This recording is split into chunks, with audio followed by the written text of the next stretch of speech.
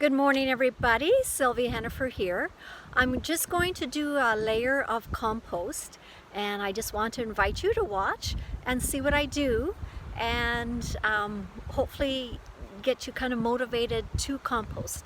I also have a Facebook page which is Composting in the Backyard and More, so look us up, join us, and there's all sorts of stuff going on there. All right, so let's just turn this camera around. So I'm in our backyard between fence and trees and things like that, and I started composting just with a hole in the ground. So as you can see here, this is my hole in the ground, and I've been composting this way for about 5 years. I don't have any issues with bugs or animals or rodents or anything like that. So let's just get started. I have 2 composting containers today. So my green bin, I am having a bit of an issue with this. I haven't cleaned it for a bit, and the filter hasn't been cleaned or changed either. So I'm getting lots of fruit flies. You know, those little black bugs. Some people call them no-see-ums. You can see them around here on the lid. So I'm going to dump this, clean it, refresh it, change the filter, and hopefully I have no more issues with fruit flies or no-see-um bugs, because they get really bad.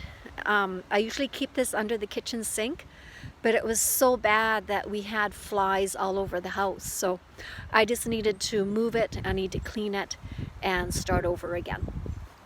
Okay, so the first thing we're going to do is dump that on the pile.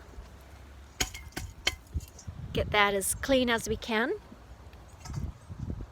Second, I'm going to take my kitchen compost. It's not that full because I had to pull it out because of the flies.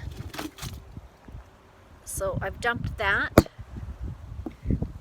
That's going to get a good cleaning. Oh, it stinks today.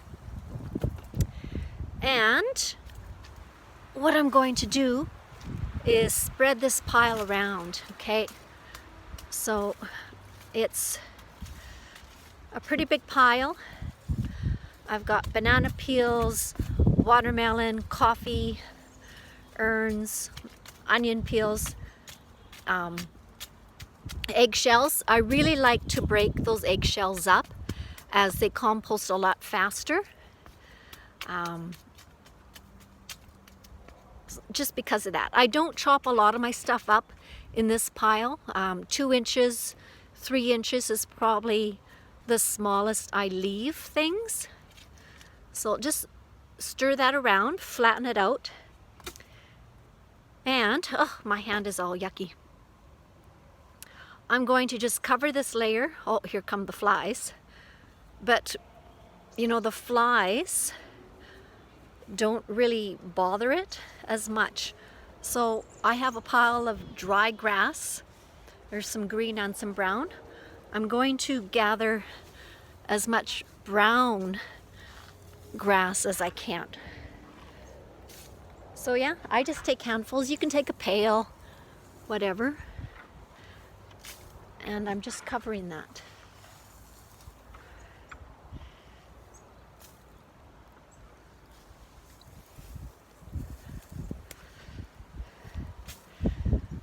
Sorry, I know this is a bit monotonous for you, but it's getting covered. There's grass, there's leaves, all sorts of stuff in here. Oh, there's some green grass, but that won't hurt anything. Okay, so as you can see, it's covered. Okay.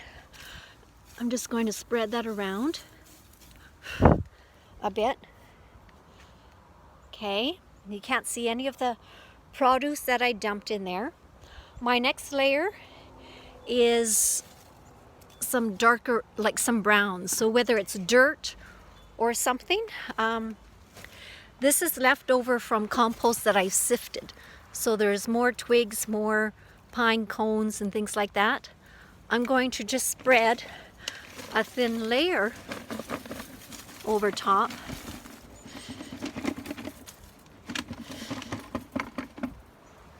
And that, you can see that's already starting to compost at the bottom.